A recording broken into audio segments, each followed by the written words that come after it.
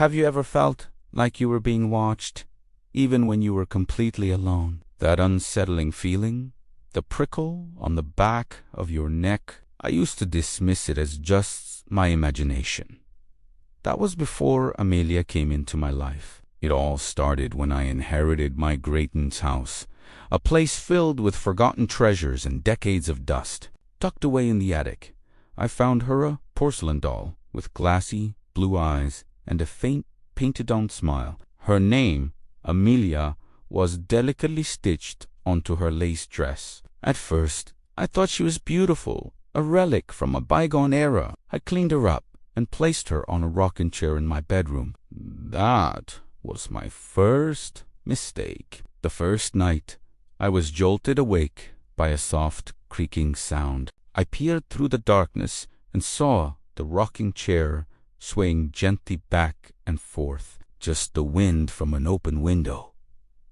I told myself, my heart pounding a frantic rhythm against my ribs. I shut the window tight and went back to sleep, trying to ignore the feeling that Amelia's glass eyes were following me. The next day, things got stranger. I left for work after placing Amelia perfectly upright in her chair. When I came home, she was slumped over, her head tilted at an unnatural angle, as if she were exhausted from a long day of watching? Waiting? I tried to laugh it off, blaming a draft or the house settling, but a cold dread was beginning to seep into my bones. That night, the creaking started again, louder this time. I pretended to be asleep, my eyes squeezed shut, listening as the rocking grew faster, more frantic. It sounded like a child having a tantrum. Over the next few days, the small oddities escalated into something I couldn't ignore. Objects in my room would move. My keys, which I always left on my nightstand, would be on the floor. A book I was reading would be opened to a different page, and Amelia was always in a new position. Sometimes she'd be facing the door. Other times, her head would be turned to look directly at my bed. I started feeling like a prisoner in my own home, constantly under the silent, judgmental gaze of that doll. One evening, I was video chatting with a friend, trying to distract myself. I had Amelia in the background, sitting in a chair. Suddenly, my friend's face went pale. "Hey," she whispered, "did you see that?" "See what?" I asked, my voice trembling. "The doll," she said. "Its head, it just moved." My blood ran cold. I spun around. Amelia was staring right at me, her painted smile seeming wider, more sinister than before. That was it. I couldn't rationalize it away anymore.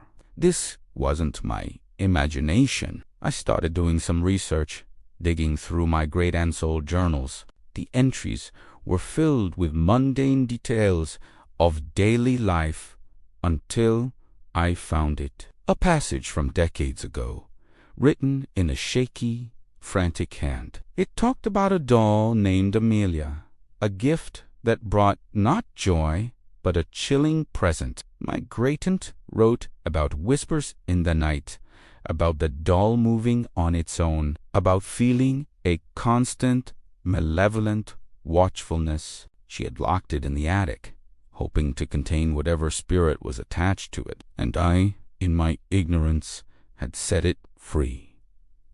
That night, I decided I had to get rid of her. With trembling hands, I grabbed Amelia from the chair. The moment my fingers touched the cold porcelain, an icy chill shot up my arm. The air in the room grew heavy and cold.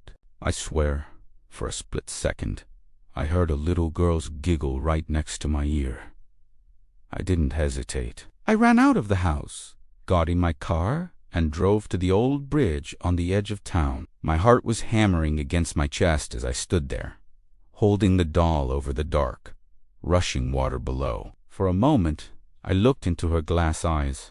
In the moonlight, they seemed to glint with a life of their own, full of an ancient, cold intelligence. It felt like she was pleading, or maybe threatening. I took a deep breath, ignored the paralyzing fear, and let go. I watched as she tumbled through the air, disappearing into the blackness of the river with a small splash. The relief that washed over me was immediate and overwhelming. It felt like a heavy weight had been lifted from my soul. I drove home, the silence in my car a welcome comfort. The house felt different when I walked back in, lighter, cleaner. The oppressive atmosphere was gone. I slept soundly for the first time in weeks, a deep, dreamless sleep. The next morning, I woke up feeling refreshed, convinced the nightmare was finally over. I got out of bed, stretched, and walked over to my window to let in the morning sun. And then my heart stopped. Down on the welcome mat by my front door, soaking wet and covered in river mud, sat Amelia. Her dress was tattered, her painted smile was smeared, but her glassy, blue eyes were fixed directly on my window. They were fixed directly on me.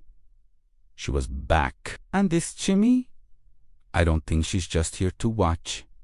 I don't know what to do. I've locked all the doors, but I can hear it.